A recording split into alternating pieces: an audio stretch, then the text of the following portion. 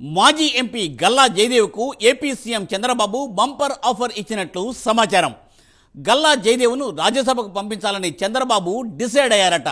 గత ఎన్నికలకు ముందు రాజకీయాల నుంచి తప్పుకుంటున్నట్లు ప్రకటించారు గల్లా జయదేవ్. అయితే చంద్రబాబు మాత్రం గల్లా జయదేవ్ను వదిలిపెట్టేలా లేరు. ఢిల్లీలో రాష్ట్రానికి సంబంధించిన పనుల కోసం గల్లా అయితేనే బెటర్ అని టీడీపీ అధినేత భావిస్తున్నారట. అందుకే ఆయన్ను మళ్లీ రాజకీయాల్లోకి తీసుకొచ్చి రాజ్యసభకు పంపే ప్రయత్నం చేస్తున్నారట చంద్రబాబు.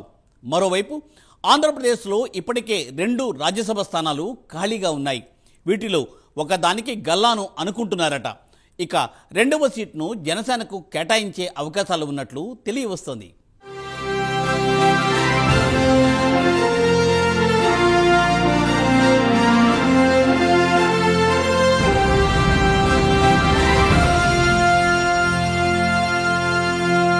ప్రముఖ పారిశ్రామికవేత్త, 2 సార్లు గుంటూరు నుంచి లోక్సభకు టీడీపీ తరపున గెలిచిన గల్లా జయదేవ్ రాజ్యసభ సభ్యుడు కాబోతున్నారు.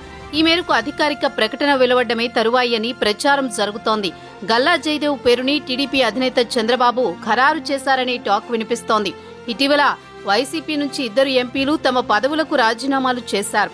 ఆ విధంగా ఆ 2 సీట్లు ఖాళీ అయ్యాయి. వాటికి తొందరలోనే ఎన్నికలు జరగనున్నాయి. ఏపీ అసెంబ్లీలో కూటమికే పూర్తి మెజారిటీ ఉంది. దాంతో ఈ 2 సీట్లు కూటమి ఖాతాలోనే పడనున్నాయి. ఈ నేపథ్యంలోనే అందుకు 1 సీటు గల్లా జయదేవ్ పేరుని చంద్రబాబు ఖరారు చేశారనే సమాచారం. మరో సీటును జనసేనకు కేటాయించే అవకాశం ఉన్నట్లు తెలుస్తోంది.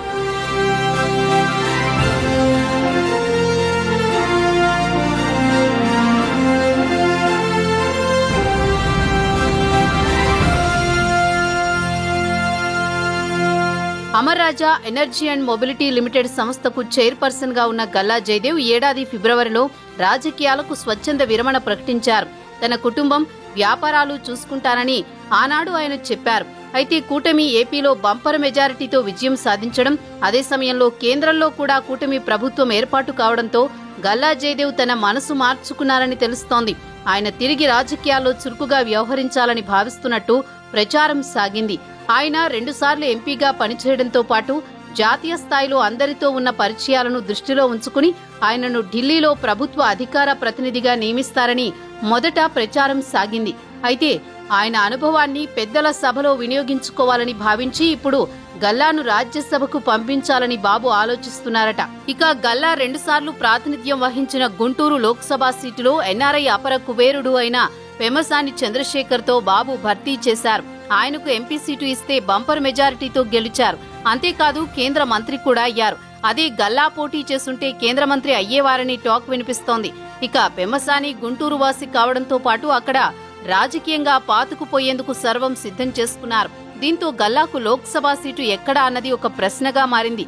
కాబట్టి ఆయనను రాజ్యసభకు పంపించడం ద్వారా ఆయన సేవలను పూర్తిగా వినియోగించుకోవాలన్నదే బాబు ఆలోచన అని చెబుతున్నారు.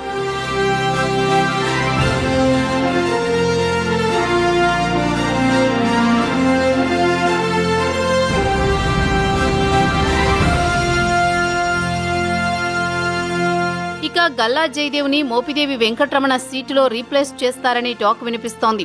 2026 వరకు ఎంపీ సీటు పదవీకాలం ఉంది.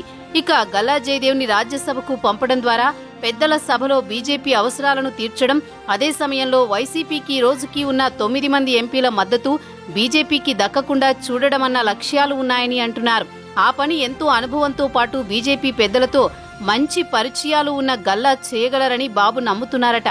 మొత్తానికి గల్లా 2 సార్లు లోక్సభ నుంచి ఎంపీ అయ్యారు.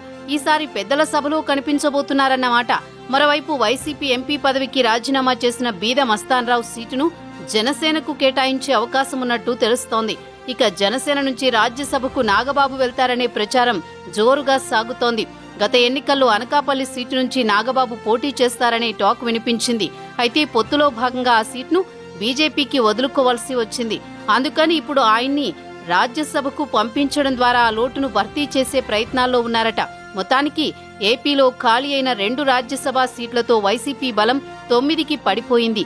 ఇప్పుడు ఆ 2 సీట్లు కూటమి ఖాతాలో పడడంతో రాజ్యసభలో ఎన్డీఏ బలం మరో 2 సీట్లకు పెరగనుంది.